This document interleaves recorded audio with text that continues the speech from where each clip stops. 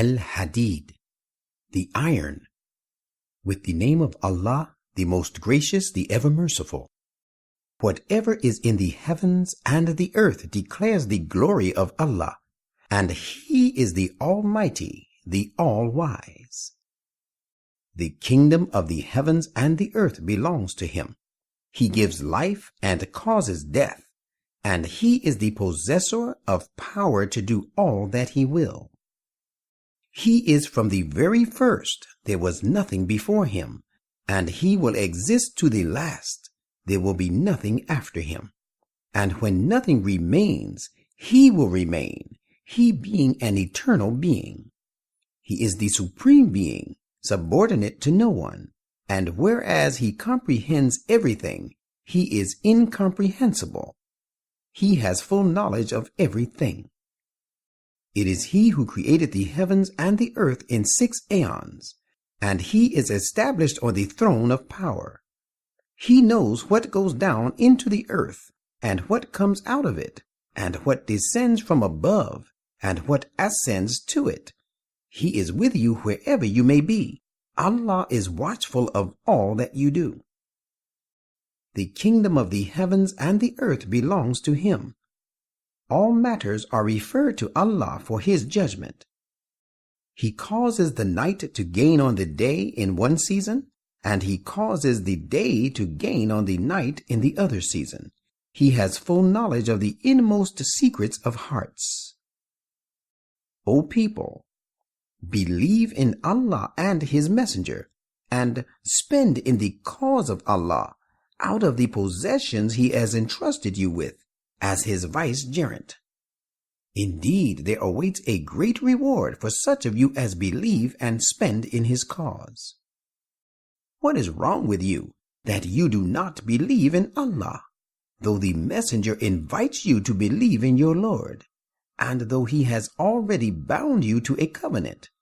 Now is the time if you care to believe. It is He who sends down clear signs to His servant that He may lead you from all kinds of darkness into the light of faith. And behold, Allah is compassionate and ever merciful to you. What is wrong with you that you do not spend in the way of Allah? For all that the heavens and the earth contain shall finally revert to Allah. Those of you who spent and fought in the cause of Allah before the victory of Hudaybiyah cannot be equal to those who joined the ranks later. They are higher in rank than those who spent and fought afterwards, after the truth had gained ground. Yet Allah has promised a good reward to them all. Allah is well aware of what you do. Who is he that will separate a handsome portion of his possessions to give in the cause of Allah? Let him remember, He will increase it manifold, to repay it to him many times over. Indeed, there awaits such a one a generous and honorable reward. Think of the day when you will see the believing men and the believing women, that their faith, having become a torch of light, is advancing rapidly in front of them and on their right sides. It will be said to them, "Glad tidings to you this day. There await you gardens of paradise, served with running streams. The recipients of glad tidings will abide therein forever. This indeed is a mighty achievement." That day, the hypocritical men and hypocritical women will say to those who believe, "Wait for us so that we might obtain some illumination from your light." It will be said to them, "Go back if you can and seek for light." Then a wall with a gateway will be set up, separating them and the believers. The inside of it will be all mercy, where the righteous have to go, and the outside of it shall be facing torment, where the hypocrites have to stay. These hypocrites will call out to those believers, "Were we not with you in the worldly life?" They will reply, "Yes, but you let yourselves fall into temptations, and you waited uselessly for our destruction, and you doubted about the truth. In fact, your vain desires deceived you till the decree of Allah about your punishment came to be implemented, and the arch deceiver deceived you in respect of Allah.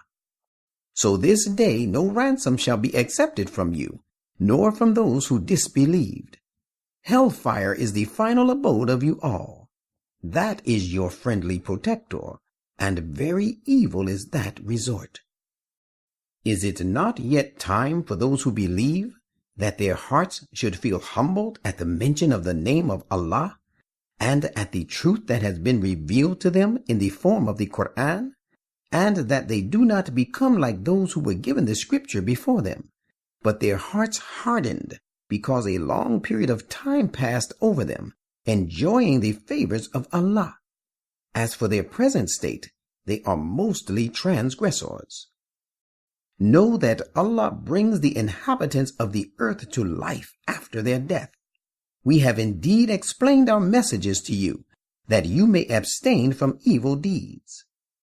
Verily, as to the men who give alms, and the women who give alms, and those who perform excellent deeds for the sake of Allah, their recompense shall be increased manifold for them, and there awaits them a generous and honorable reward. And for those who believe in Allah and His messengers, they alone are the truthful people and faithful witnesses in the sight of their Lord. They will have their full reward and their light.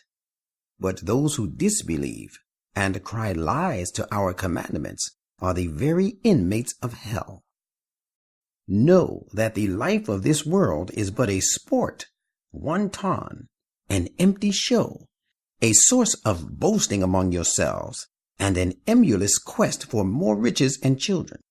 It is like the rain, the vegetation produced whereby pleases the cultivators. Then it, the vegetation, blooms and flourishes so that you can see it turn yellow on ripening. Then there comes a time when it becomes worthless chaff. But the hereafter promises both a severe punishment for the wicked, and for the righteous there is protection from Allah and His pleasure. The life of this world is nothing but a temporary enjoyment of delusive things. O people, advance quickly, outstripping one another towards the protection from your Lord, and towards a garden, the extensiveness of which is beyond measure, as the extensiveness of the heaven and the earth. It has been prepared for those who believe in Allah and His messengers. That protection is Allah's grace and bounty. He grants it to such of those who wish to attain it and strive for it. Allah is the Lord of immense grace and bounty. No disaster befalls either on the earth or in your own selves, but it forms part of the divine law before we bring it into being. Indeed, it is easy for Allah to make such a law. Allah has apprised you of this, that you may neither grieve over that good which is lost to you, nor exult because of that which He has granted you. Allah has no love for those who are haughty and boastful. Neither has He love for those who practice niggardliness themselves, and also enjoin others to be niggardly. He who turns his back upon His commandment should be aware, verily Allah is self-sufficient, free from all needs, and worthy of all praise in His own right. Certainly we sent our messengers with clear proofs, and we also sent down with them the code of Shariat, law and justice, and the balance, the practice of the Prophet and right use of the Book of God, so that people might conduct themselves with equity and justice. And we have given to them iron, which has great strength, and wherein is material for violent warfare, and for many other uses for people. All this has been done that Allah may distinguish those who help Him and His messengers without having seen Him. Indeed, Allah is all-powerful, almighty. Indeed, we sent Noah and Abraham, and we set up among their children a system of prophethood and the book. So some of them followed true guidance, but many of them became transgressors. Then we caused a series of our messengers, one after the other, to follow them closely in their footsteps. And we caused Jesus, son of Mary, to follow them. And we gave him, Jesus, the evangel. And we placed compassion and mercy in the hearts of those who followed him. But as for monasticism, they invented it themselves. We did not enjoin it upon them. They started monastic life to seek Allah's pleasure, but they did not observe it as faithfully as it should have been observed. Yet we duly rewarded such of them as truly believed, but many of them were transgressors. O you who believe, take Allah as a shield and believe in his messenger.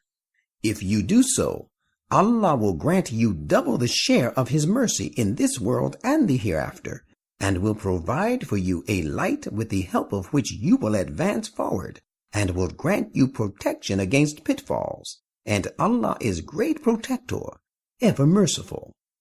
You will be so treated lest the people of the scripture should think that they, the Muslims, have no control over the attainment of the grace and bounty of Allah, and so that they should know that grace and bounty is entirely in the hands of Allah. He bestows it upon such as wishes to be granted and strives for it. And Allah is the Lord of immense grace and bounty.